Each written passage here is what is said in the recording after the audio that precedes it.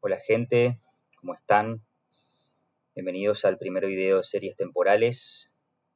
En este video vamos a introducir lo que es el concepto nuevo en nuestra estructura de datos, que tiene que ver con cambiar la variabilidad de nuestras variables, ¿sí?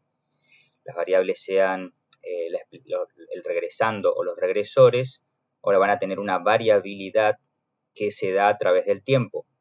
Es decir, antes teníamos cortes transversales medidos normalmente en un momento del tiempo, o por lo menos el tiempo no era relevante, aunque sean medidos en diferentes tiempos, como la encuesta permanente de hogares se mide durante un trimestre, o sea, no es constante el tiempo, el momento en el que se hace la encuesta, pero se trata todo como un mismo trimestre, ¿no? Se hacen en diferentes semanas las encuestas, pero todo el conjunto de datos es de un trimestre. Por lo tanto, el tiempo está fijo, no podemos diferenciar variabilidad temporal en un cross-section, un corte transversal. En serie de tiempo sí podemos, no solo podemos diferenciar variabilidad temporal, sino que es la única fuente de variabilidad de la variable, ¿sí? No tenemos la variabilidad de cross-section, no tenemos diferentes individuos a lo largo del tiempo.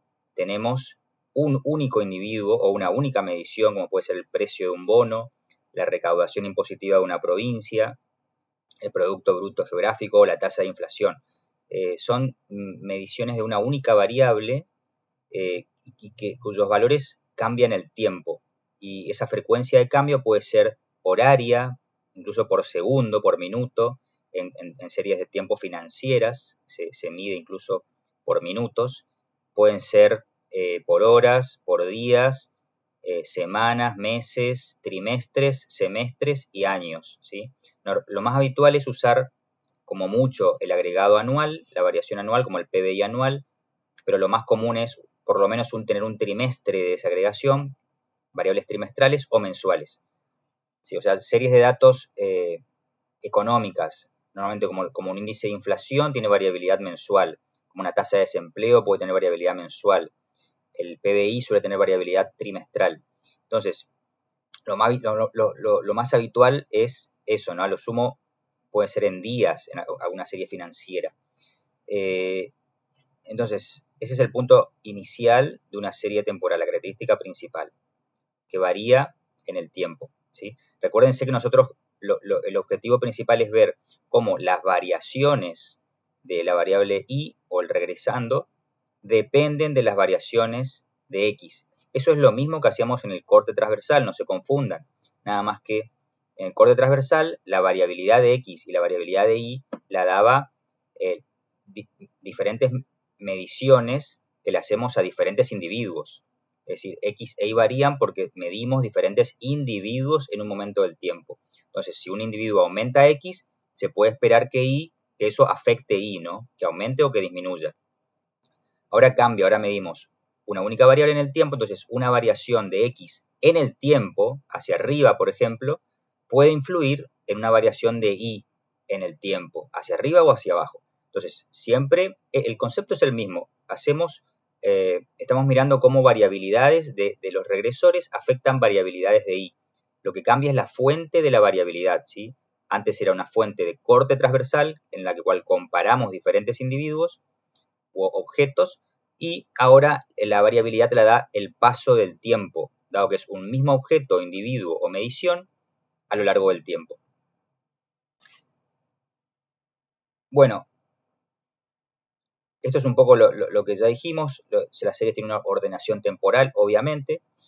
Es necesario modificar entonces los supuestos de Gauss-Markov, dado que no tenemos una muestra aleatoria de la población. Bueno, el objetivo de lo que vamos a ver ahora es simplemente poder llegar a estimar un modelo como el que está acá en el inicio, de un regresor y dependiente de un conjunto de variables x, y poder interpretar con cierto grado, digamos, de alguna manera útil, las estimaciones de beta 1, beta k, ¿sí?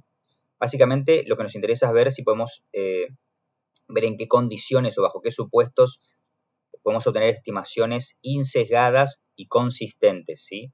Vamos a ver ahora los supuestos que nos permiten que la estimación de beta 1, beta k y beta 0 sea insesgada, lo cual van a ser supuestos bastante fuertes y más difíciles de cumplir. Y luego vamos a pasar en otro video a los supuestos para consistencia, para que el estimador de beta 1, beta K, de MCO, sea consistente, ¿sí? Ahí requiere menos supuestos, o sea, es más fácil de lograr. Y el objetivo es siempre relacionar una variable y con otras variables, conjunto de variables x. Esto es una terminología universal, pero esta y podría ser algo distinto de x. Esto podría ser el producto bruto interno que se relaciona con, por ejemplo, variables que lo mueven, como la tecnología, el tipo de cambio, variables que te pueden mover el PBG o el gasto público en un programa de incentivos, etc. O la inflación, dependiendo de la base monetaria, la expectativa, o sea, la nueva emisión, las expectativas inflacionarias, la actividad económica. Entonces, pueden ser diferentes mediciones, las X respecto de Y, o puede ser la misma medición, porque la inflación de hoy, en el periodo T, puede depender de la inflación de ayer, o sea, del periodo pasado, del mes pasado o del mes antepasado, ¿sí? Existe una relación entre la misma, en una estructura temporal sistemática de la misma medición, por ejemplo, la inflación, o el Producto Bruto también tiene un ciclo económico que si se cumple, la observación del PBI en un momento T va a depender de las observaciones de PBI de tiempos anteriores, T-1, T-2, ¿sí? O sea que también esto se puede jugar de esa manera. X pueden ser otras mediciones distintas de Y o la misma medición que Y, pero en diferente momento del tiempo, es decir, en el pasado. Bueno, entonces vamos a modificar los supuestos de Gauss-Markov para ver insesgamiento. Lo que tenemos ahora, les dice, es una realización de un proceso estocástico, es decir, no tenemos muestreo aleatorio. O sea, el primer supuesto que antes teníamos para corte transversal, ahora ya no está. Muestreo aleatorio no tenemos, porque no tomamos una muestra aleatoria, está clarísimo. El PBI no se muestra, no se obtiene una muestra aleatoria, la tasa de inflación tampoco. Lo que se hace es ir y medir o estimar el valor de una determinada variable, ¿sí? Por ejemplo, la inflación mensual. Entonces, es una medición que sí se puede hacer con una encuesta, la encuesta sí puede ser con una muestra aleatoria, como es el caso de la inflación, pero la medición no viene, las mediciones que en definitiva es un dato en cada momento del tiempo, en cada mes, en conjunto, tengo 50 meses de medición de inflación, eso no es una muestra aleatoria, sino un proceso estocástico, ¿sí? Independientemente que yo para medirlo mes a mes uso una muestra aleatoria, ¿sí? No tiene nada que ver. Distinto sería el precio de los bonos. El precio de los bonos es algo que se fija en el mercado todos los días y eso es un proceso estocástico, ¿sí? No viene, lo mido porque es resultado que me dice el precio medio o el precio de cierre del día de un bono, de una acción, viene de una medición, ¿sí? de un intercambio, una medición promedio, una medición de cierre exacta. No viene, o sea, determinística, no viene de tomar una muestra y estimarlo, ¿sí?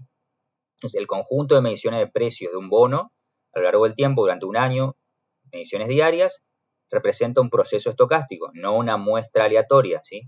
No tomé una muestra aleatoria de precios.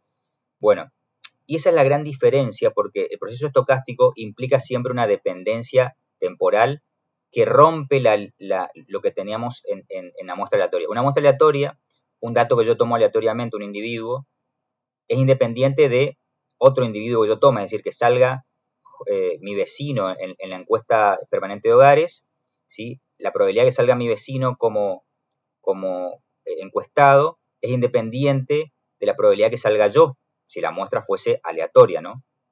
Entonces, esa independencia entre observaciones se rompe acá. Acá lo que observamos día a día o mes a mes en la serie temporal tiene una dependencia, ¿sí? No es independiente de las observaciones anteriores, porque decíamos, se suele mantener una estructura. Hay factores inobservados que siempre van influyendo, o sea, factores inobservados del pasado que afectan a futuro, e incluso factores inobservados del futuro que pueden afectar el presente. Eso pasa cuando hay expectativas, cuando es una variable que está influenciada por expectativas, como la inflación. Los valores del futuro de la inflación pueden influir en la inflación de hoy, porque la gente ya se anticipa, por ejemplo, ¿sí? a una subida de precios y va subiendo más rápido el precio. Entonces, esta interdependencia o dependencia temporal de las observaciones de un proceso estocástico, hablando de una única serie como la tasa de inflación, el IPC o el PBI, una única serie cuyas observaciones dependen en el tiempo, forman un proceso estocástico, ¿sí? Que se mueve en el tiempo. Y no es una muestra aleatoria. ¿Por qué? Porque hay dependencia en las observaciones. Ese es el punto clave, ¿no? Y esta no dependencia complica simplemente los supuestos que tenemos que hacer para obtener las propiedades estadísticas de insesgamiento y consistencia. Entonces, una primera complicación la tenemos acá, supuesto 2. Bueno, el supuesto 1 es simplemente el mismo que teníamos para corte transversal, que el modelo es lineal en parámetros, es decir, el mejor modelo que podemos tener y las variables que tenemos a considerar que nos dice la teoría, se puede escribir así y los efectos de las variables que tenemos son lineales y en realidad el modelo es lineal en parámetros, ¿sí? Esto no cambia respecto a cross-section.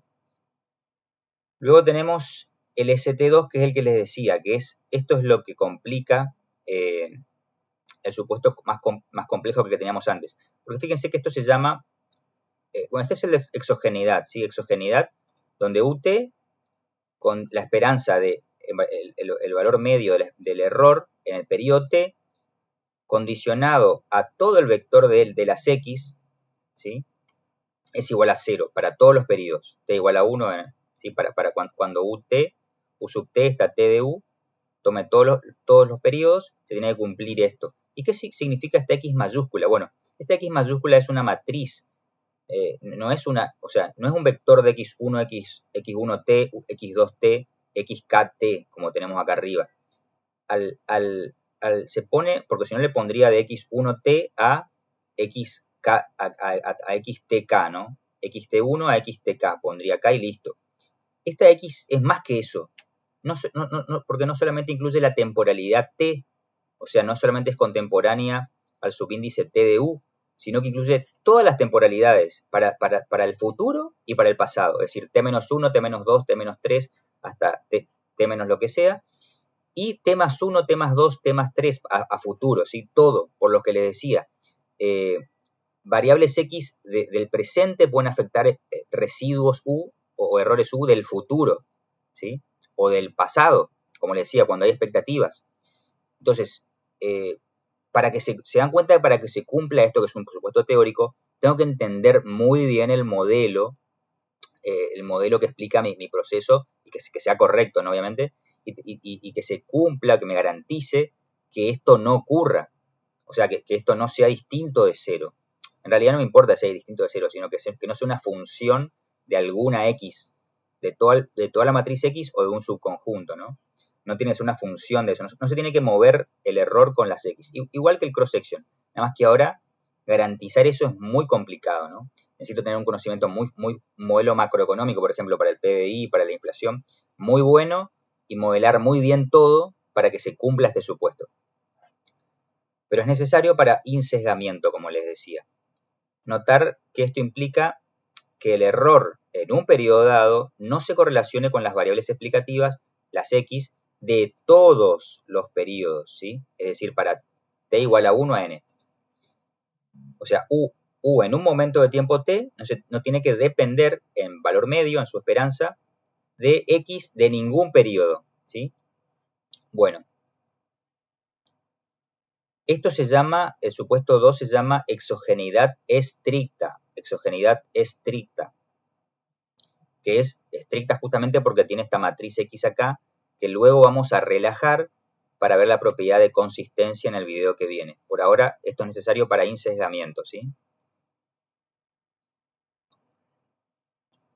Acá está, ¿no? Eso, el anterior implica el supuesto 2, que es X o las X es estrictamente exógena. Todas las X son estrictamente exógenas en el modelo.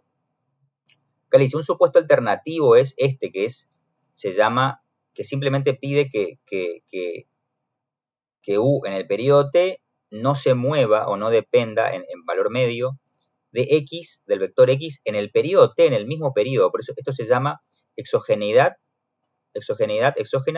contemporáneamente, exogeneidad contemporánea, porque estamos hablando del mismo periodo de tiempo, un único periodo de tiempo, T y T, ¿sí? Es diferente de la exogeneidad estricta. Bueno, esto es lo que vamos a usar para probar consistencia, ¿sí? Esto es simplemente un adelanto a futuro, lo que vamos a ver en el video que viene, ¿sí? Que es lo que hice acá. Exogeneidad contemporánea solo será suficiente en el análisis asintótico. Acuérdense que el análisis asintótico es cuando n tiende a infinito para muestras grandes. También se llama propiedades de muestra grande, donde incluimos la consistencia. O sea, para consistencia del estimador MCO, solo vamos a requerir exogeneidad contemporánea. Esto es mucho más fácil de cumplir a nivel teórico.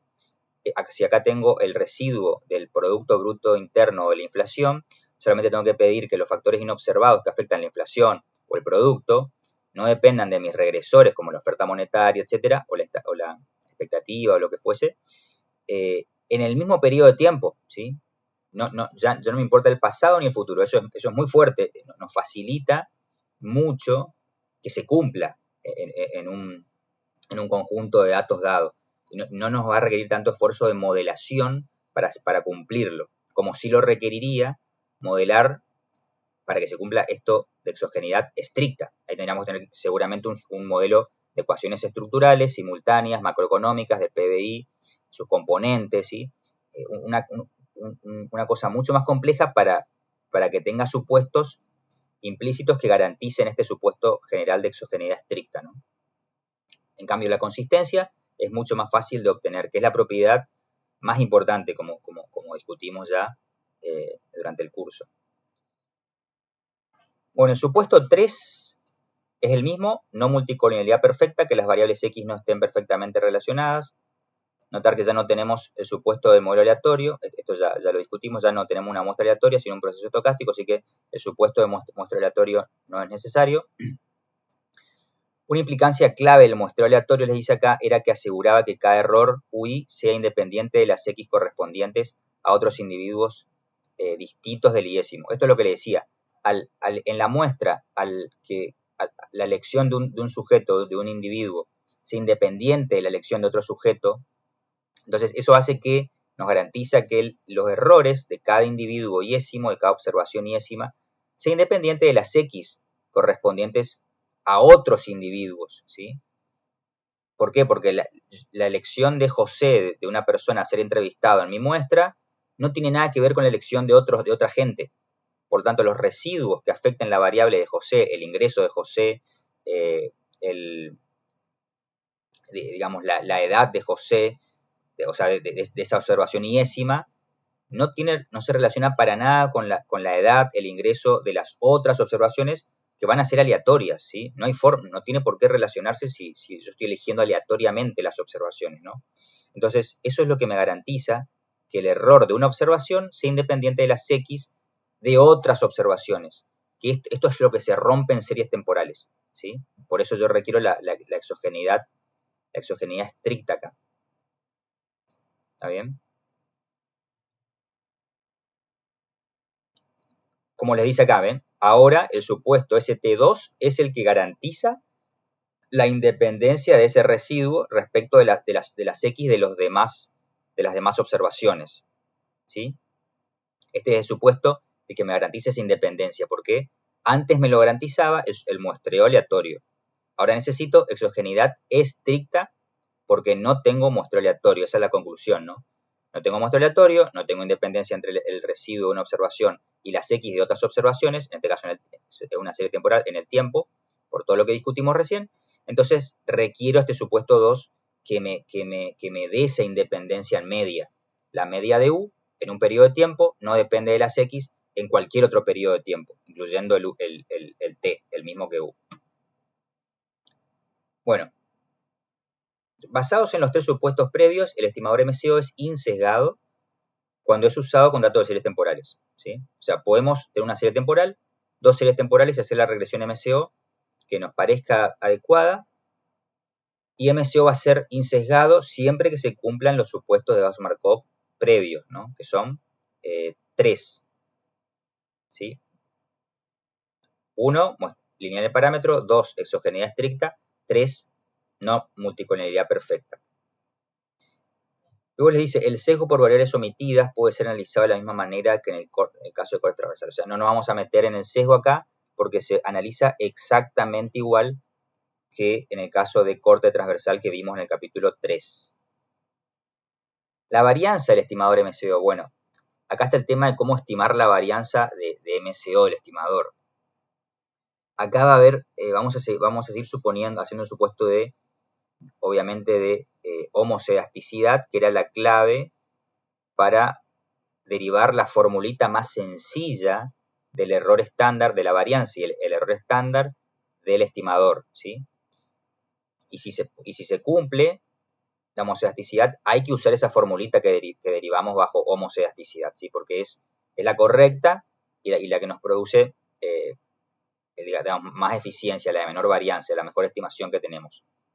Entonces, ahora lo que suponemos es que la varianza del error condicional, fíjense de vuelta, a todas las X es constante, ¿sí? La varianza de UT es una constante, e igual a la varianza condicionada, ¿está? Del error. Sí, es lo mismo, o sea, piénsenlo como el mismo supuesto de homocedasticidad que teníamos en cross-section, nada más que ahora que tenemos que agregar todas las temporalidades de la variable X, ¿sí? Así la varianza del error es independiente de todas las X y es constante en el tiempo. Obviamente la varianza de U es constante en el tiempo e independiente de los valores de la X, ¿sí? de los valores del presentes, pasados y futuros de las X. Entonces, el error de un momento del tiempo, del presente, digamos, no depende de las X del presente, del pasado ni del futuro, ¿sí? Bueno, por último, se necesita el supuesto de no autocorrelación de los errores. Esto es nuevo, este es el supuesto nuevo. Hasta el supuesto 4 no cambia demasiado, salvo el supuesto de exogeneidad estricta, el 2, ¿sí? Que simplemente nos extendía esta parte de la condicionalidad. Pero este supuesto 5 es nuevo. No autocorrelación serial o no autocorrelación de los errores. A veces se llama autocorrelación o correlación serial, ¿sí? A este supuesto, que es simplemente que el error UT, pues, es decir, el error en el periodo T, no se correlacione con el error en otro periodo, el S, condicionada a las X, ¿sí? Es decir, ¿qué quiere decir condicionada a las X? Una vez que yo armé mi modelo y lo estimé, o armé mi modelo a nivel teórico, los errores que quedan en el modelo, o sea, es decir, una vez que yo armo el modelo, ya controlo por todas las X relevantes, ¿sí? Entonces estoy condicionando por X. Entonces los errores que me quedan de ese modelo, ¿sí? Cuando tomo dos periodos distintos, T y S, esos errores de diferentes periodos, T y S, no se pueden correlacionar, ¿sí? Obviamente para T distinto de S. Bueno, esto, a ver, ¿cuál es la intuición de esto? La intuición es sencilla.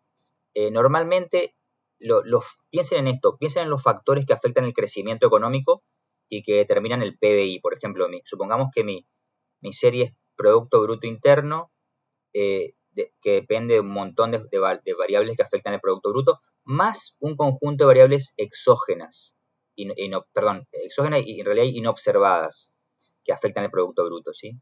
Bueno, esos factores inobservados y aleatorios, que pueden ser que justo los precios de materias primas internacionales peguen un salto o que haya una sequía internacional y eso me favorezca y yo crezca más, o al revés, tengo una sequía fuerte en Argentina, entonces mi producto ese año cae. Bueno, todos esos factores aleatorios, imprevisibles, que no son parte del modelo, entonces van a estar en U.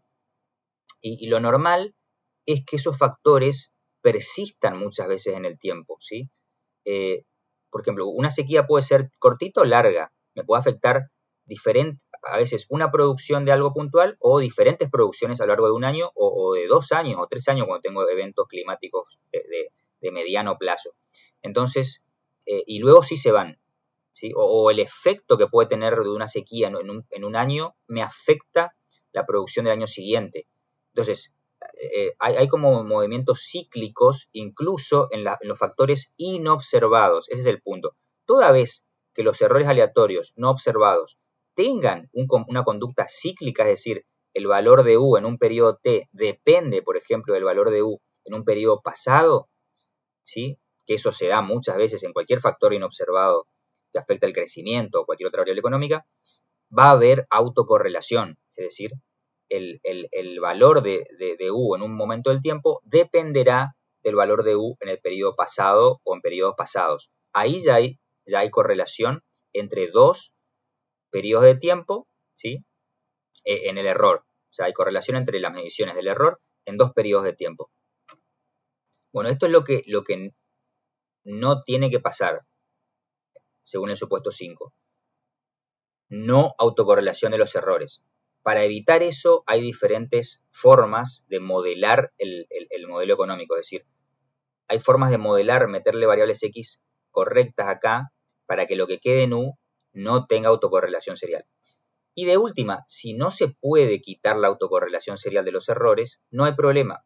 Eso sería como violar la homocedasticidad. Así como cuando había heterocedasticidad, lo que hacemos es corregir el error estándar con el error estándar robusto de White. Ahora lo mismo, cuando hay autocorrelación de los residuos o correlación serial en U, lo que no es válido es la varianza de MCO, el error estándar de MCO, igual que con la heterocedasticidad. Y lo que hacemos es lo mismo, corregir el error estándar con una formulita adecuada que contemple esa correlación serial, ¿sí? O sea que no hay problema. Es como la heterocedasticidad, es un supuesto muy parecido. Me afecta la inferencia estadística, porque me afecta la estimación del error estándar del estimador MCO, y se puede corregir con otra formulita del error estándar, que sea robusta a la autocorrelación, ¿sí? O sea que ahí, digamos, queda aclarado que el supuesto de autocorrelación serial se puede evitar muchas veces modelando correctamente el modelo, y si no, se usa una formulita distinta para el error estándar de MCO, una formulita robusta. Vamos a ilustrar todo eso después con el stata. Bueno, bajo estos 5 supuestos, ¿sí? La varianza de MCO, ven que este supuesto 5 lo pongo cuando estoy viendo la varianza de MCO, porque me afecta eso nomás. No me afecta la consistencia ni el insesgamiento. Estamos viendo insesgamiento, ¿sí? Que ya dijimos, con los primeros 3 supuestos, el estimador MCO es insesgado. Y le agrego estos dos, el 4 y el 5, para derivar la varianza de MCO. Entonces, con estos 5 supuestos, la varianza de MCO es la misma que para el caso de corte transversal. O sea, es lo mismo. Sea regresión simple o regresión múltiple, la formulita que vimos en el capítulo 4 de MCO, del estimador MCO, la formulita de su varianza y de error estándar, se aplica acá. O sea que no tienen que aprender nada nuevo, ¿sí? Luego les dice el estimador de sigma cuadrado también es el mismo, ¿sí? Obviamente, se estima de la misma manera. Se toman los residuos del modelo, se los eleva al cuadrado y se le aplica varianza, ¿no? La esperanza básicamente de los residuos al cuadrado. Es el estimador de la varianza que ya usamos con cross-section, o sea que ahí no cambiamos nada. De vuelta, MCO vuelve a ser MELI, mejor estimador lineal insesgado, o HELIO. Esto era estimador lineal insesgado óptimo, ¿sí? algo así. Pero bueno, son siglas que lo único que quiere decir es que es la mejor opción, MCO es la mejor opción si se cumplen estos supuestos, ¿sí? Con estos 5 supuestos hacen que el mejor estimador en cuanto a propiedades estadísticas, incluyendo la eficiencia, sea MCO. Esa es lo que en definitiva nos dice. Y por último, le podríamos también agregar el supuesto de normalidad. ¿Se acuerdan que también estaba el supuesto de normalidad que le agregábamos a la normalidad del error para hacer inferencia, ¿sí? Bueno, esto también, ya les adelanto que es lo mismo que el cross-section. Si se cumple la normalidad del error, muchísimo mejor. Toda la inferencia basada en normalidad del error que ya vimos se aplica tal cual como la vimos. No hay que aprender nada nuevo.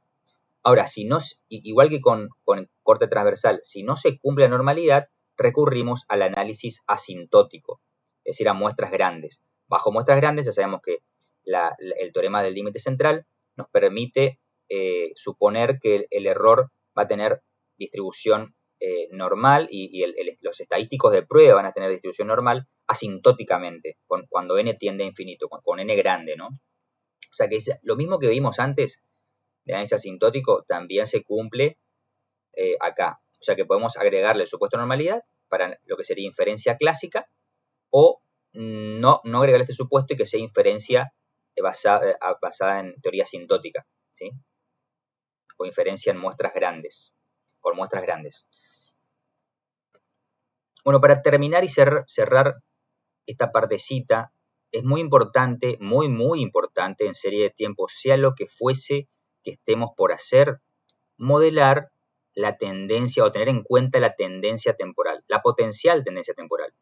Hay series de tiempo sin tendencia, son pocas, pero por ejemplo los retornos de activos financieros suelen ser una serie sin tendencia. Hablo del retorno, ¿sí?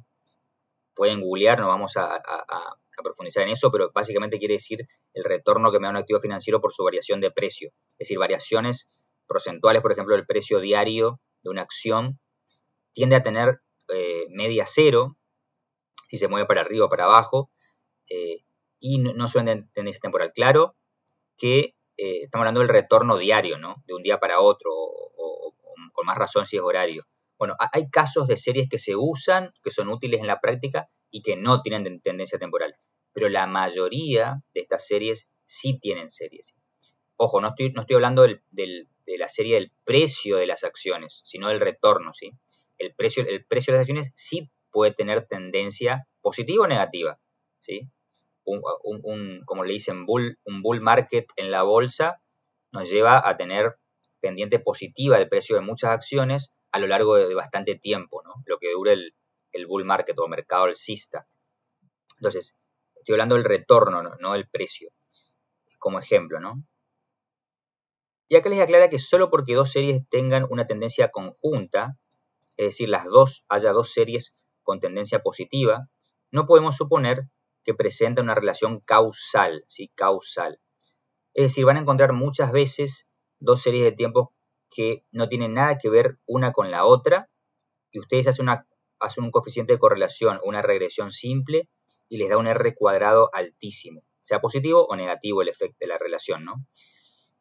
Positivo si las dos series tienen una tendencia temporal muy marcada, positiva, la regresión les va a dar un efecto positivo de una en la otra. Pero en la teoría le dice que no tiene nada que ver una serie con otra. Entonces van a decir, bueno, pero ¿por qué hay altísima correlación? Bueno, acuérdense que correlación no es sinónimo de causalidad, ¿sí? Tiene que haber un modelo, una teoría detrás que me diga que una variable afecta a la otra, o que las dos se afectan mutuamente, que eso suele pasar mucho en serie de tiempo.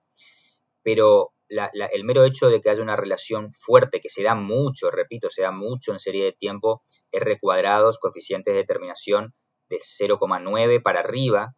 Ustedes dicen, uy, ¿cómo se relacionan estas series? Bueno, es porque ahí tienen un enorme componente de tendencia. La tendencia explica el 90% de la serie. Entonces ustedes regresan las dos series y les da un R cuadrado altísimo. Y las series no tienen nada que ver.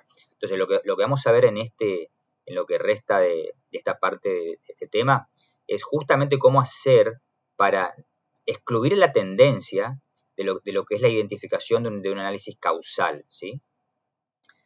O sea, qué tener en cuenta, qué cosas relacionar entre las dos variables para realmente saber si una afecta a la otra o cuánto afecta un cambio en una a un cambio en la otra, ¿sí? Más allá o ceteris paribus la tendencia, eso es la clave.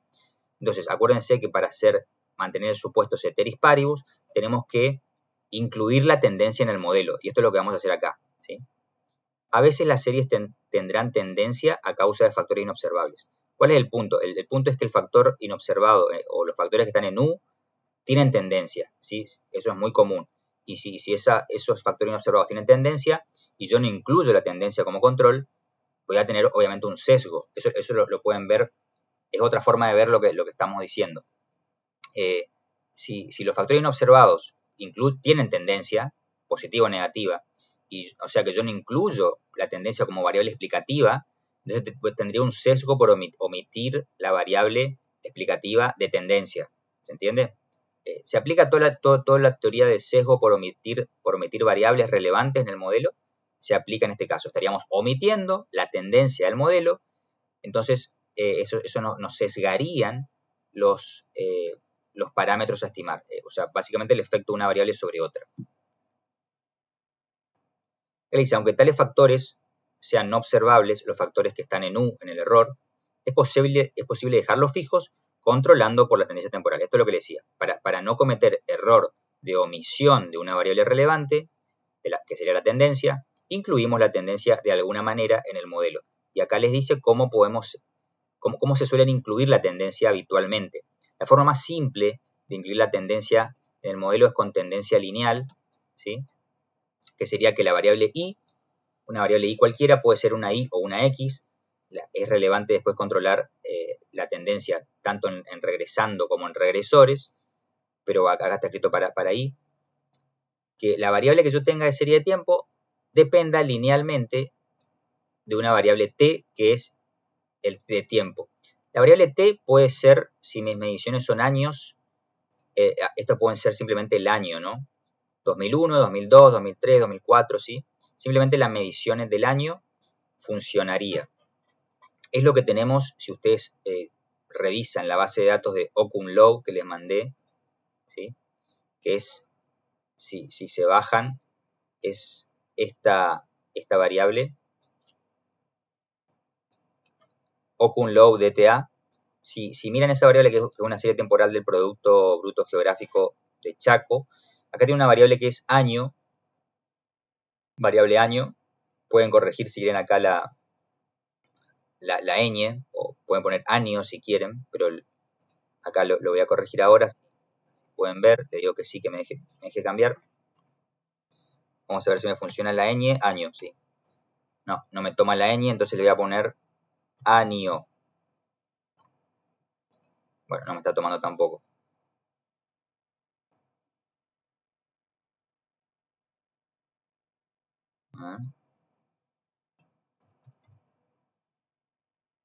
Bueno, no sé por qué no me toma, pero bueno, no importa, igual esa variable no la vamos a usar. Eso es porque la base de datos, si les pasa esto, es porque la base de datos viene de un formato distinto de Stata, como es Stata 12, y la abrimos en Stata 14. ¿Sí? Voy a ver si después la puedo mejorar.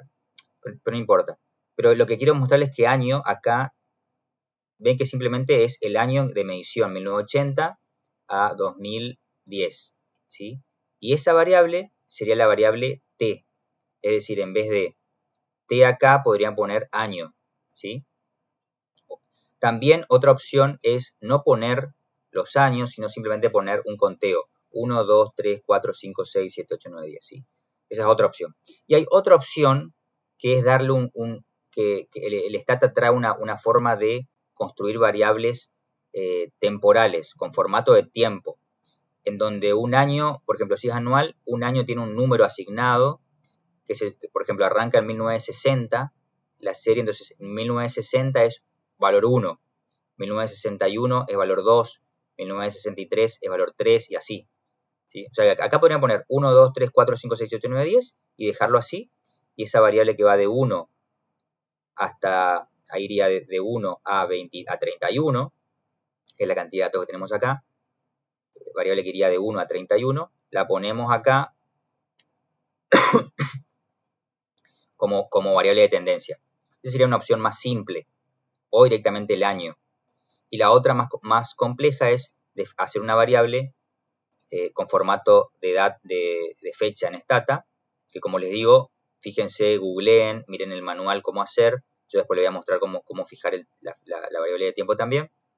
Y ahí les va a construir una variable, una variable de tendencia, de fecha. De hecho, esta variable año, si se fijan acá en el formato les pone TI, que es una serie de tiempo, el formato T, es de tiempo, de time series, de serie de tiempo, y la Y es de year, año en inglés. El año en inglés, year, entonces una serie temporal anual. Yo ya la definí de esa forma, ahora les voy a mostrar cómo definirlo, pero ya está definida, ¿sí?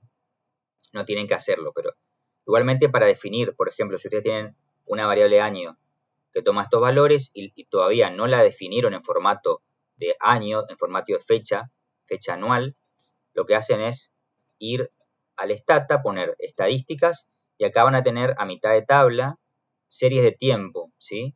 Y la primera opción es especificaciones y utilidades y la primera opción que les da es especificar la estructura de la serie de tiempo. Entonces ahí básicamente es donde tienen que declarar que la serie de tiempo es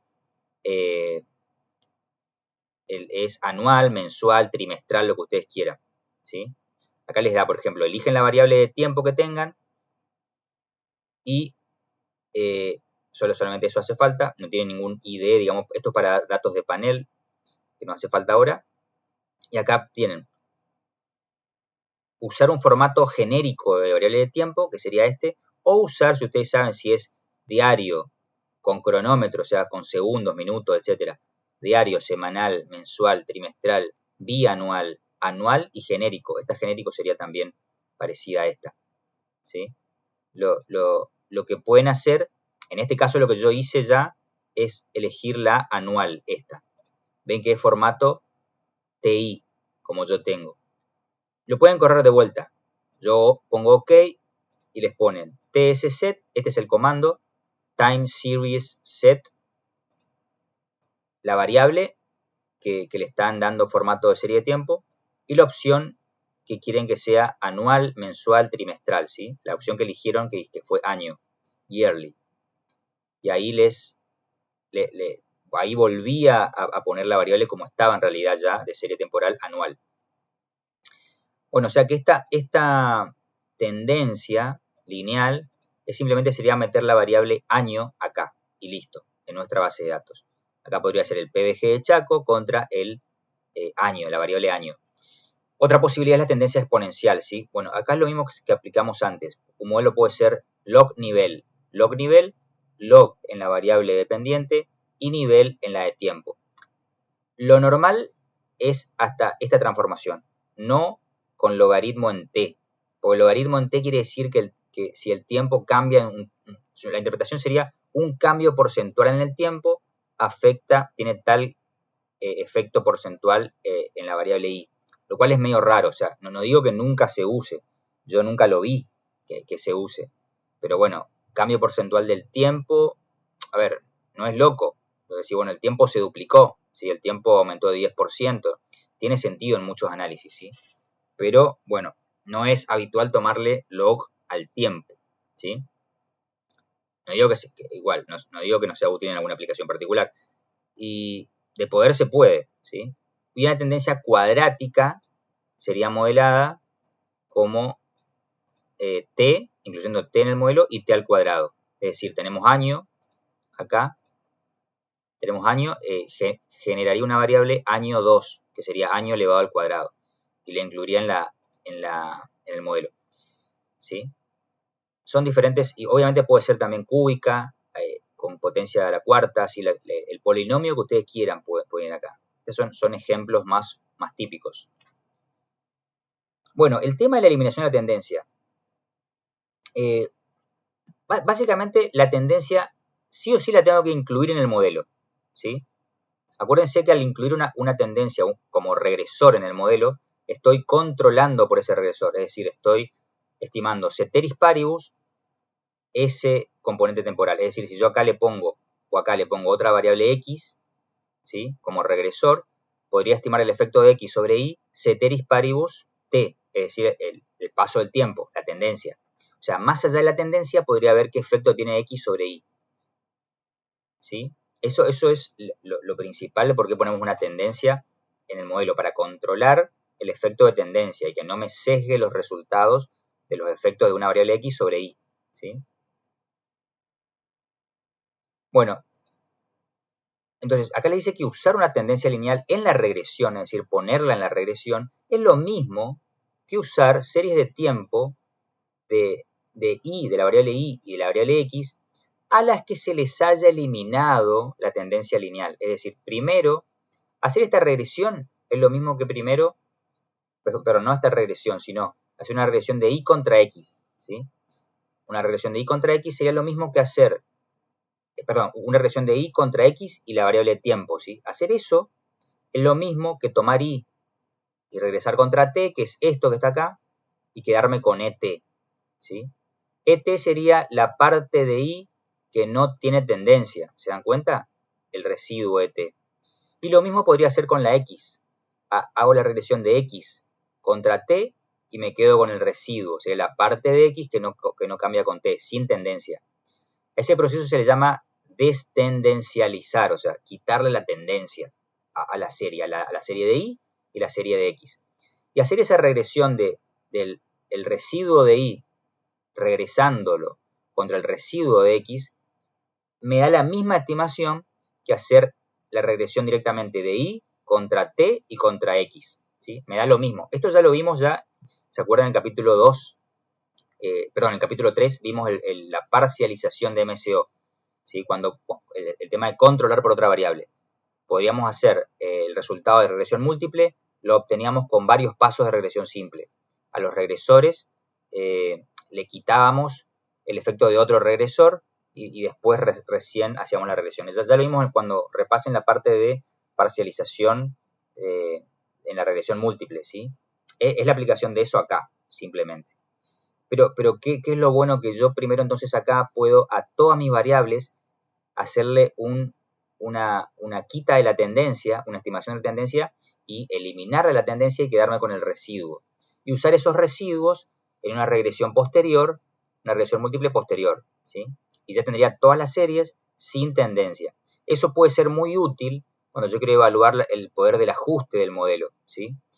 ¿Por qué? Porque si yo regreso y contra t y muchas otras x y la tendencia t tiene mucho poder explicativo, que eso suele pasar, solo la tendencia explica, digamos, el 80% de la variabilidad de y, entonces el R cuadrado de esto va a ser inmenso, arriba de 0,90. Entonces yo no voy a saber cuánto explican las otras x, qué porcentaje del R cuadrado explican las otras x. Todo va a estar explicado por esto. Entonces, para evitar eso y ver realmente qué R cuadrado aportan las otras x explicando y, podría quitar la tendencia, hacer ese proceso, ¿no? Quitar la tendencia a todas las x y a la y hacer la regresión con los residuos que quedan, que serían las series sin tendencia.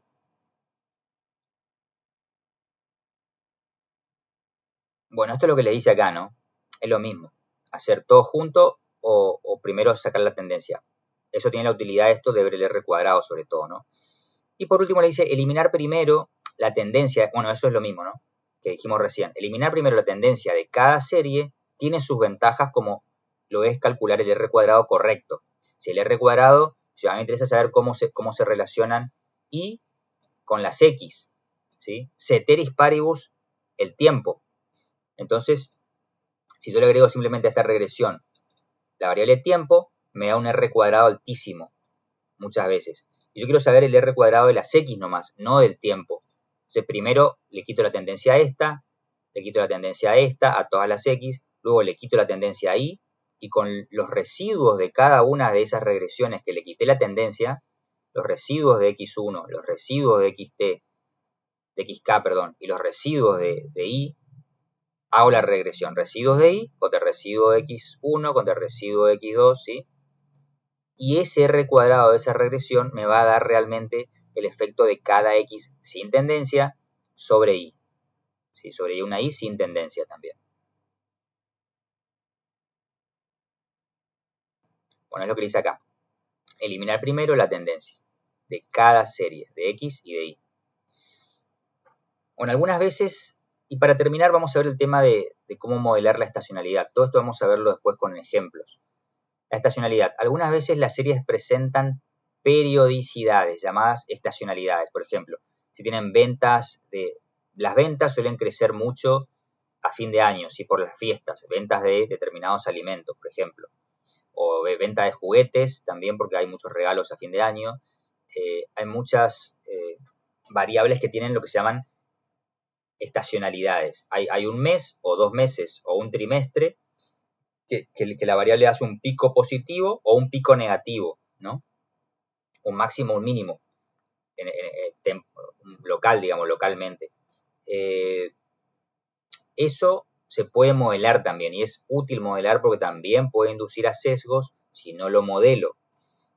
Eso es muy fácil de modelar, se modelan con variables binarias. Imagínense si ustedes tienen una serie de tiempo de recaudación impositiva, y resulta que todos los meses de junio, julio y diciembre, digámosles por ejemplo julio y diciembre, recaudan más, porque se dan, es la fecha que vencen el pago de determinados impuestos, ¿no? Sea impuesto a la ganancia, bienes personales, lo que fuese.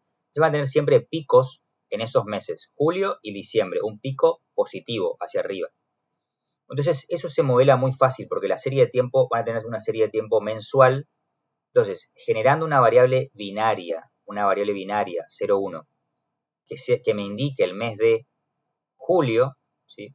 O junio, no sé cuál dije, bueno, pongámosle que sea julio, que todos los meses de julio sea 1 y el resto de los meses 0.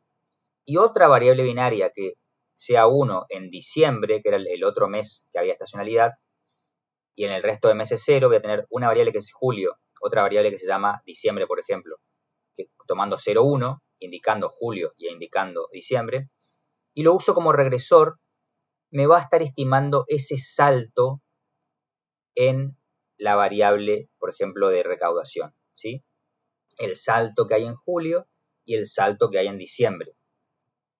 Entonces, ahí voy a estar modelando la estacionalidad de la serie.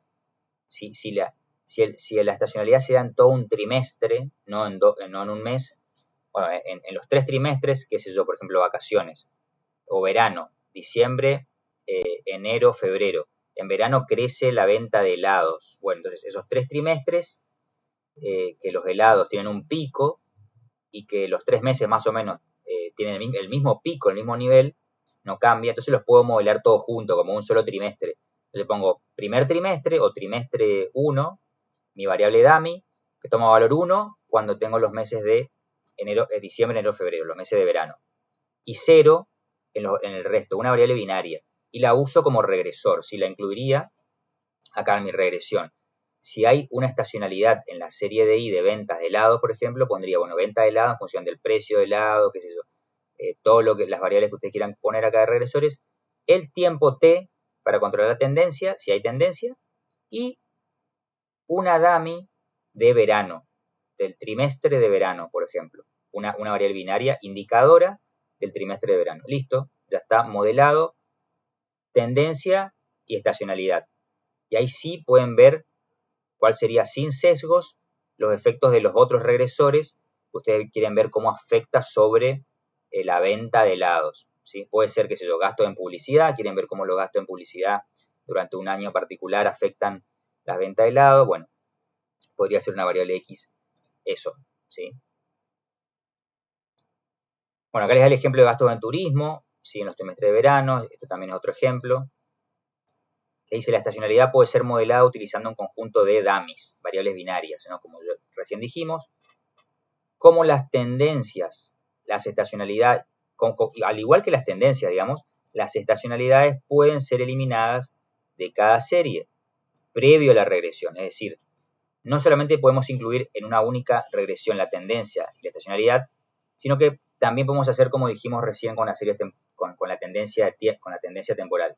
Podríamos eliminar la tendencia y la estacionalidad primero de todas las variables relevantes a regresar y luego regresar los residuos de esas variables, y los residuos de IT contra los residuos de X1 a XK, ¿sí? O sea, le quitamos primero la tendencia y la estacionalidad. A esa quita de tendencia y estacionalidad se le llama normalmente, muchas veces, filtrado, un filtrado. O sea, filtramos las series, nos quedamos con lo que queda, que es sin tendencia y sin estacionalidad, y usamos esas series filtradas en la regresión de Y contra las X. Es decir, filtramos la Y, filtramos las X y con lo que queda, el residuo, hacemos la regresión que nos interesa, ¿sí? Bueno, esa es más o menos la mecánica básica de cómo lidiar con tendencia y estacionalidad y cómo modelarla, porque para hacer pronósticos hay que estimar la tendencia y la estacionalidad, además de después las relaciones entre las X y las Y, ¿sí? Para hacer pronósticos.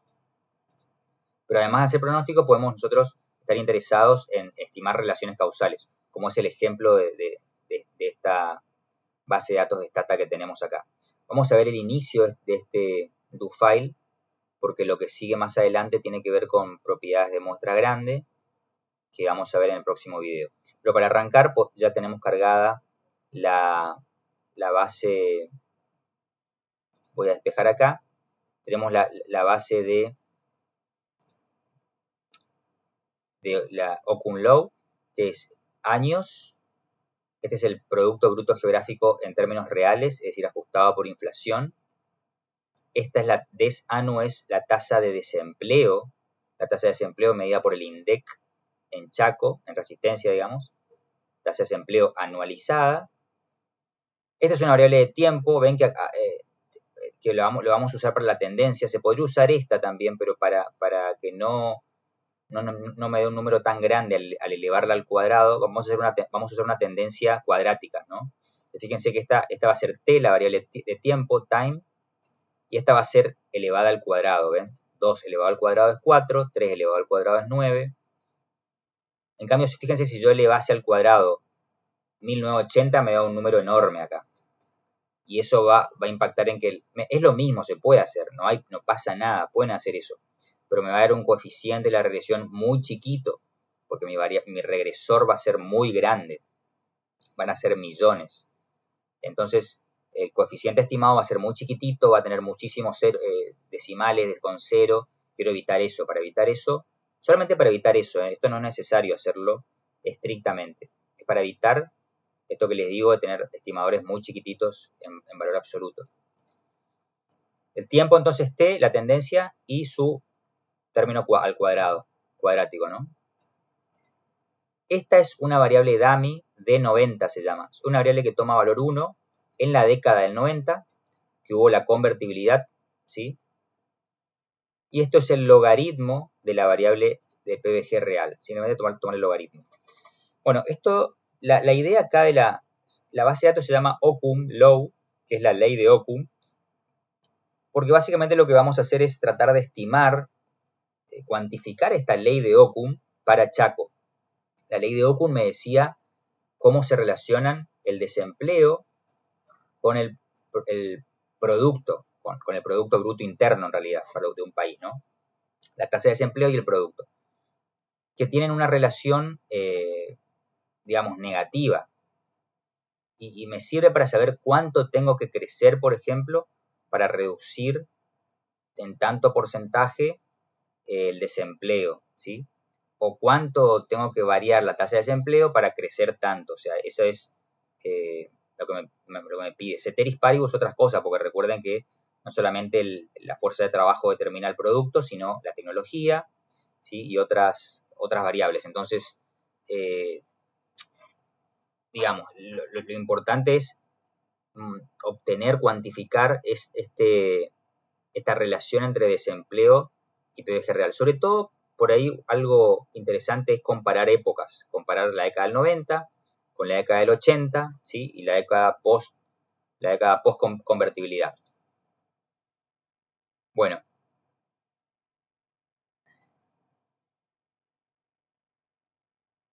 Bien, entonces para arrancar hoy vamos a ver solamente la primera parte, que es, bueno, la primera parte, esto ya no hace falta porque ya está generado esta variable, que es el logaritmo del PBG real.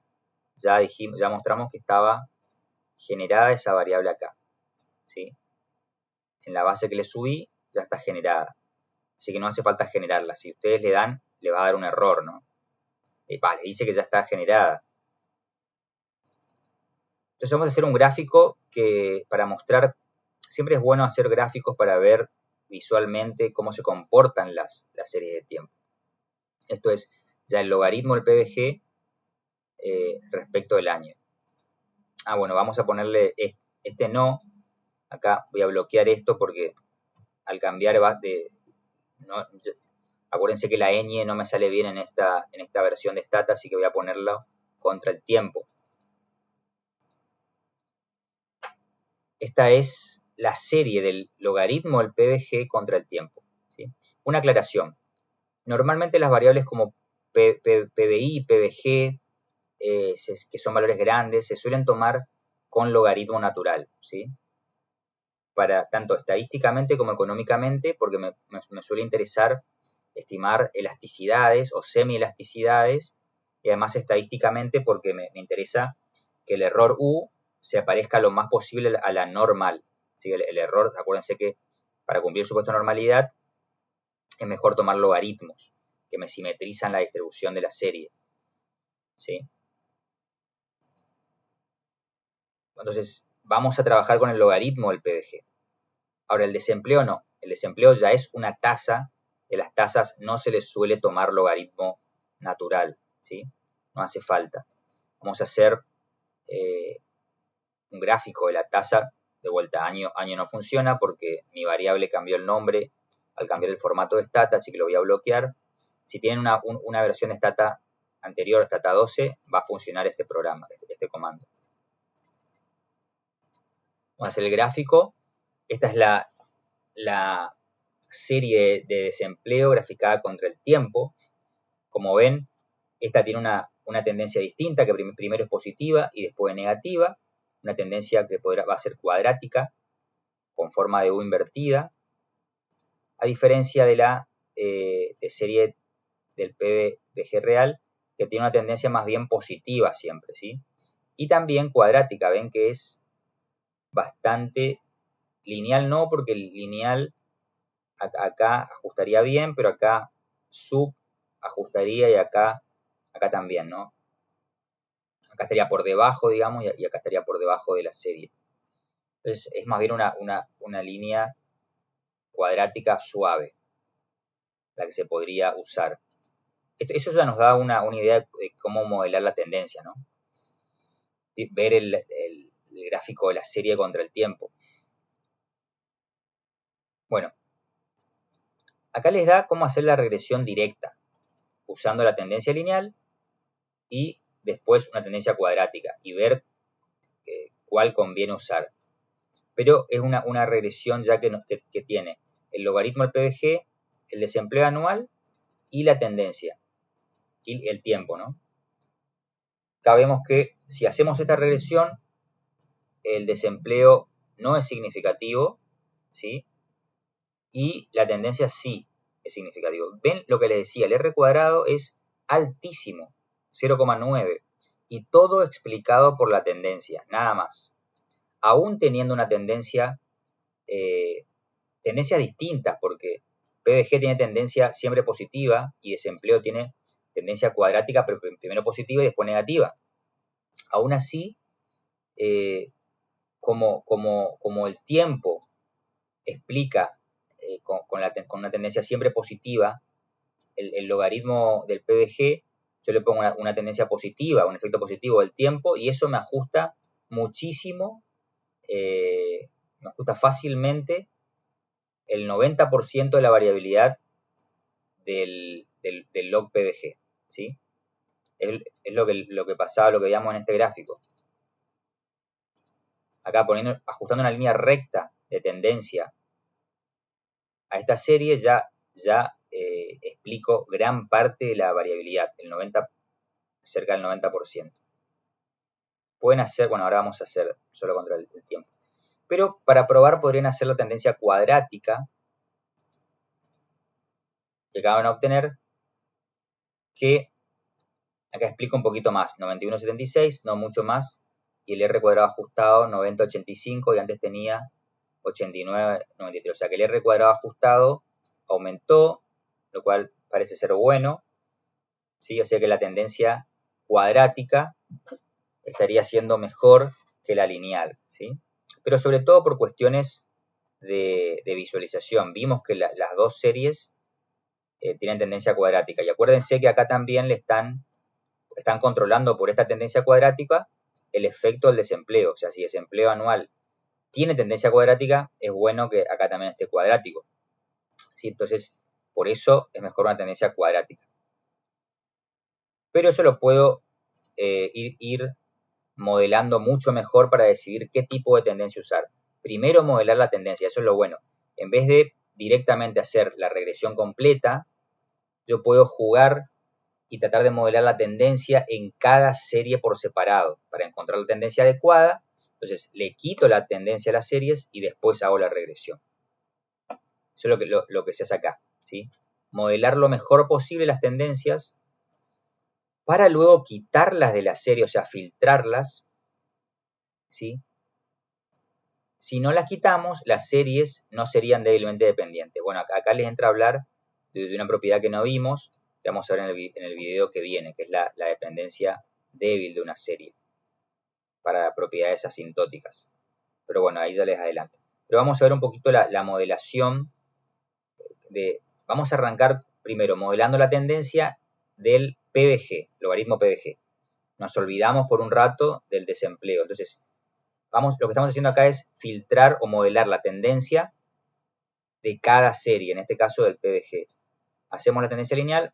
Miren la tendencia cuadrática ya, porque esa es la que ya veíamos en el gráfico que es la relevante. Miren el poder explicativo que tiene esa sola tendencia. 91,5%. Altísimo, ¿no? Luego, fíjense, si guardamos la serie sin tendencia, a esto se llama filtrarle. A esta serie le estamos quitando la tendencia. Guardo los residuos de esta regresión. Va a ser la serie del PVG, del log PVG, sin tendencia. Esto, ¿no? Le voy a llamar det ln PVG, sería el logaritmo PVG det de trended, sin tendencia. En inglés sería detrended. ¿Sí? Por eso le llamo así, pero es el log PVG sin tendencia. Y guardamos también la tendencia, esto para luego graficarla. Con el predict, acuérdense que los residuos lo guardé con la opción residuals y la tendencia con la opción XB, aunque no hace falta ponerla. Esa sería la predicción del modelo. Y grafico la serie del PVG original contra el tiempo y le agrego la tendencia estimada para ver cómo ajustó. Bueno, acá le voy a cambiar, perdón, esto le va a dar error también a ustedes si tienen data 14, así que le voy a poner time. Cámbienle año por time acá, recuerden porque año sale mal el nombre en la base. Acá también, año, time, ahí está. Ahí ven cómo esta línea cuadrática ajusta muy bien esa tendencia, una tendencia cuadrática ajusta muy bien la serie, por eso el R cuadrado tan alto. ¿Sí? Y acá les dice, vemos que la tendencia cuadrática puede ser deficitaria, o sea, no ajustar tan bien en el periodo 92-2002. O sea, en el periodo 92-2002, bueno, hay momentos, digamos, que la tendencia lineal puede ser en esta zona deficitaria, pero la verdad que anda bastante bien. Y esta sería ya la serie, bueno, para este comentario está bueno ver este gráfico de acá abajo, que ya es el gráfico de la serie sin tendencia. Este sería el PVG sin la tendencia temporal, graficada contra el tiempo. Vamos a ponerle time acá en vez de año, porque no me funciona la variable, el nombre año. Ven lo que les decía ahí, es que en esta zona que tengo esta U acá, esto es raro, ¿no? Idealmente sería bueno que no quede así. Pero no es tan grave, podríamos dejarla por el momento. Eso es lo que decía, que en esta zona puede ser deficitaria la tendencia, porque lo que me gustaría tener es así estos movimientos alrededor de cero, ¿no? Como tengo acá. Esta zona es un poco rara. O se podría mejorar, digo. Y el desempleo hacemos lo mismo, pero por ahora lo dejemos con tendencia cuadrática. Ya vamos a ver cómo refinar eso con un tipo de filtrado de tendencia más sofisticado, no paramétrico, que se llama el filtro de Hodrick y Prescott. Hay otros filtros, pero ese es el más utilizado. Pero bueno, lo comento porque esa deficiencia lo vamos a ver después cómo solucionarla. Y si hago el desempleo, lo mismo el regreso, solo el desempleo contra la tendencia cuadrática, hago la predicción de los residuos y de la tendencia estimada y grafico primero la tendencia, la serie contra la tendencia poniéndole en vez de año time acá, time acá. Ven cómo la tendencia cuadrática me ajusta bastante bien la serie de desempleo. Y si grafico la serie de desempleo sin tendencia, de vuelta tengo que cambiarle año acá, por time, esto ya me queda mejor. Ven que es algo que se va moviendo alrededor de cero. Acá tengo un pico, después vuelve con otro pico acá, o sea que esto también es mejorable con un filtro, ¿sí? Pero por ahora lo dejamos así. Entonces, ven que como vamos a hacer más adelante, vamos a hacer pruebas, vamos a usar otros filtros y vamos a hacer las regresiones finalmente. Pero la idea básica de hacer el filtrado y de obtener estas series sin tendencia es luego hacer una regresión. Si acá estaría todo perfecto, pasaríamos las pruebas, que después vamos a ver si pasamos o no, pero si estaría todo perfecto para hacer la regresión, mi objetivo final es hacer esta regresión, regresar. O sea, para replicar esto que teníamos acá, la regresión no, esto no, el modelo regresión esta, del PDG contra el desempleo y controlando por la serie, ¿sí? Todo junto acá, que me daba este recuadrado muy grande. Bueno, para hacer lo mismo que acá, lo equivalente, pero que no me dé un recuadrado tan grande, ¿cuál sería el paso siguiente acá? Luego que hice toda el filtrado, la tendencia es hacer una regresión de la serie de PVG, de log PVG, sin tendencia, que es esta det log PVG, y regresarla contra la serie de desempleo sin tendencia.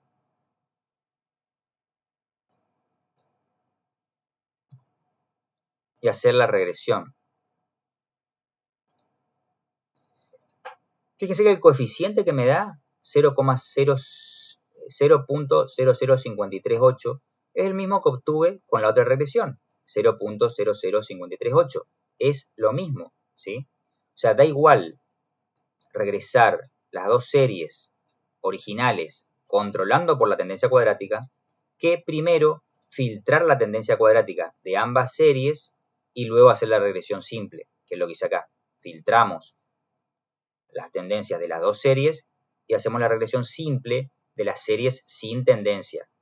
Obtengo directamente el coeficiente S. La ventaja es que tengo el R cuadrado adecuado. Veo cuánto explica el desempleo. O sea, estos serían los desvíos del desempleo respecto a su tendencia.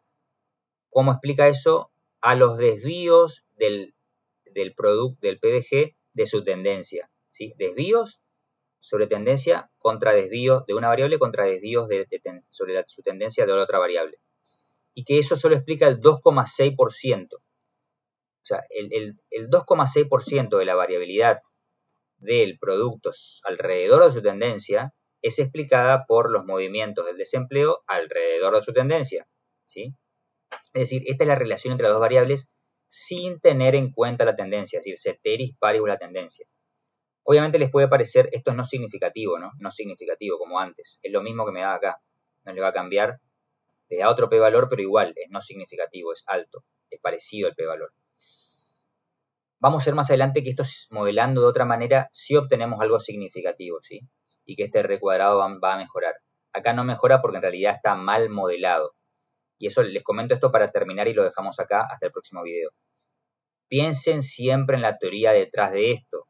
Acá me dice, estoy queriendo estimar la relación entre el producto y el desempleo. Recuerden, la ley de Occam. Es lo mismo en la década de los 90 cuando teníamos desempleo por los aires y en algún momento teníamos crecimiento y en otro momento de los 90 teníamos recesión. Es lo mismo en esa época. que los post-90 que teníamos desempleo bajo y inflación alta, ¿sí? Acuérdense, en la convertibilidad tenemos, perdón, no inflación alta, sino PBG creciente y desempleo bajo. O sea, comparar apresuradamente periodos macroeconómicos muy distintos, como los 2000 con los 80s y los 2000 con los posteriores a la convertibilidad, está mal porque seguramente la ley de Okun se puede cumplir en un periodo pero no en otro, porque son regímenes macroeconómicos diferentes, ¿sí?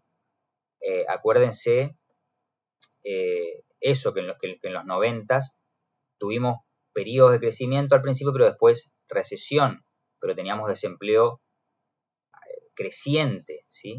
O sea que a medida que la economía bajaba, se contraía, el desempleo crecía, lo cual es normal que pase. Pero en otros periodos la relación podía ser distinta, ¿sí? En el post-convertibilidad y pre-convertibilidad. O sea que eso es algo que vamos a modelar aprovechándonos de esta dummy de periodo, indicadora de los 90, vamos a modelar estas diferencias entre periodos y vamos a ver que es más coherente el resultado. Pero quería adelantarles que esto es lo que buscaríamos en términos básicos, ¿sí? Quitar la tendencia de las series para luego hacer la regresión simple y obtener el mismo resultado que en la regresión múltiple, pero con el R cuadrado adecuado. Por ahora esto no está bien modelado, no importa, era para mostrar simplemente la diferencia de hacer todo junto, las series completas, controlando por la tendencia cuadrática, pero con un R cuadrado altísimo que lo aporta básicamente la tendencia, ¿no? Bueno, con eso estaríamos terminando entonces el video de hoy. Vayan probando y viendo el tema que viene. El tema que viene sería de las propiedades que tienen que cumplir, los supuestos que hay que cumplir para obtener consistencia del estimador MCO y los test, las pruebas de hipótesis que hay que hacer para ver la validez de esos supuestos, ¿sí? Que es lo más importante en el análisis de series de tiempo. Y después seguiremos con la modelación del problema de la ley de Okun. Bueno, hasta el próximo video.